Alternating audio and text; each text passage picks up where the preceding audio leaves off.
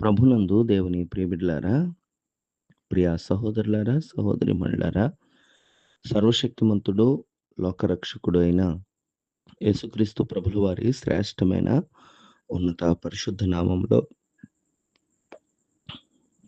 ఈ జూలై మాసము 8వ తారీఖు బుధవారపు ఉదయకాల శుభాలు మీ అందరికీ హృదయపూర్వక నిండు వందనాలు తెలియజేస్తున్నాను.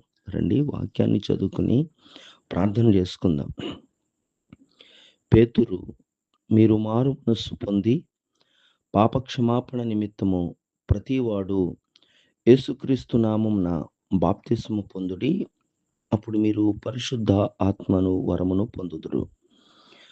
అపోస్తుల కార్యముల గ్రంథము 2వ అధ్యాయం 38వ వచనంలో ఈ విలువైన మాట మనం ఆలోచన చేసి ధ్యానం చేసుకుంటే, పేతురు గారు నిలబడి మారు మనస్సు నిమిత్తము పాపక్షమాపణ నిమిత్తము యేసుక్రీస్తు నామంలో బాప్తిసం పొందాలి, అప్పుడు మీరు పరిశుద్ధాత్మని వరం పొందుతారు అని తెలియజేస్తున్నాడు.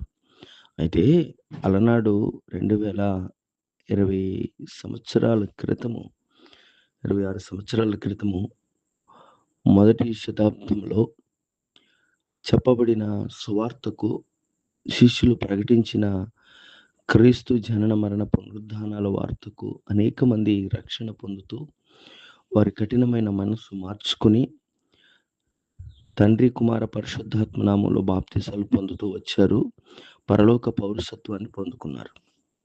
అప్పటి నుంచి వినబడుతున్న సువార్తకు ఎంతమంది రక్షణ పొందారు? లేకపోతే నువ్వు పుట్టిన నాటి నుంచి నేటి వరకు నీ వయసును బట్టి లెక్కేసుకుంటే నీ క్రైస్తవ్యంలో లేకపోతే క్రీస్తుని గురించి వింటున్న వార్తలో లేకపోతే ఈ రక్షణ సువార్తలో ఎప్పుడైనా ప్రభు వాక్యం గద్దించినప్పుడు దానికి నువ్వు లోబడ్డావా?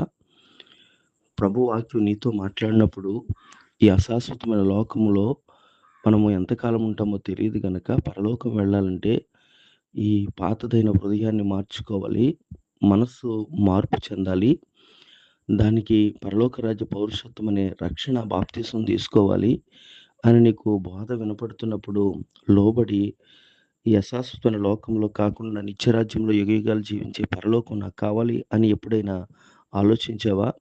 నేను క్రైస్తవుడును, లేదా నేను దేవుని ఎరిగిన వాడును, నేను ప్రార్థన చేస్తున్న వాడును, లేదా ప్రార్థనకి వెళ్తున్న వ్యక్తిని అని నువ్వు అనుకుంటున్నావు తప్ప, పేతురు చెప్పినట్లు మారు మనసు పొంది బాప్తిసం పొందితే పరిశుద్ధాత్ముడు మనలోనికి వస్తాడు, మనలో కొలువై ఉంటాడు.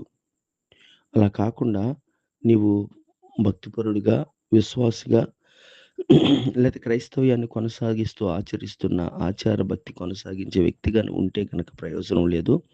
పరిశుద్ధాత్మ చెప్తున్నాడు, లేకపోతే వాక్యం చెప్తుంది, ఆత్మ లేనివాడు నావాడు కాదు. అందుకనే ఉదయకాల సమయంలో నువ్వు ఇంకా రక్షణ పొందకపోతే మారు మనస్సు అనేది పొంది బాప్తిసం అనేది స్వీకరించి ఆత్మదేవుడికి అవకాశం ఇచ్చి ఆయన నీలో కొలువైండి నిన్ను నడిపిస్తాడు. అలాగా రక్షణ పొంది పరిశుద్ధాత్మ చేత నింపబడటానికి ఆత్మదేవుడి సహాయం మనందరికీ అనుగ్రహింపబడును గాక. ఆమేన్. ప్రార్థన. సర్వశక్తిమంతుడా, సర్వోన్నతుడా, గొప్ప దేవుడా, నీకు వందనాలు.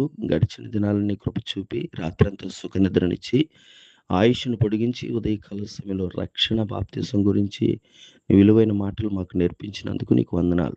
నీ మాటలతో ప్రార్థనతో ప్రారంభిస్తున్న మా దినచర్య ముందున్న సమయం అంతా ఈ దినమంతా నీ చిత్తానుసారంగా మా ఇళ్ళ జరిగించండి. ఆయా దేశాల్లో ఉన్న బిడ్డలందరి చుట్టూ నీ కాపుదల ఉంచండి. ఈ గ్రూపుల్లో ఈ మాటలు ఆలకిస్తున్న ప్రతి ఒక్కరికి రక్షణ లేని వారందరికీ మారు మనసు రక్షణ దయచేయండి. నువ్వు అనుగ్రహించిన దినకాలంలో పుట్టినరోజు, పెళ్లి రోజు జరుపుకుంటున్న వారికి నూతన సంవత్సర దయా కిరీటాలు ధరింపచేయమని, ముందున్న సమయం అంతా నీ చిత్తం మా ఇళ్ళ జరిగించమని నజరేయుడైన యేసు పరిశుద్ధ నామములో ఈ ప్రార్థన అడుగుచున్నాను పరలోకపు తండ్రి. ఆమేన్. ఆమేన్.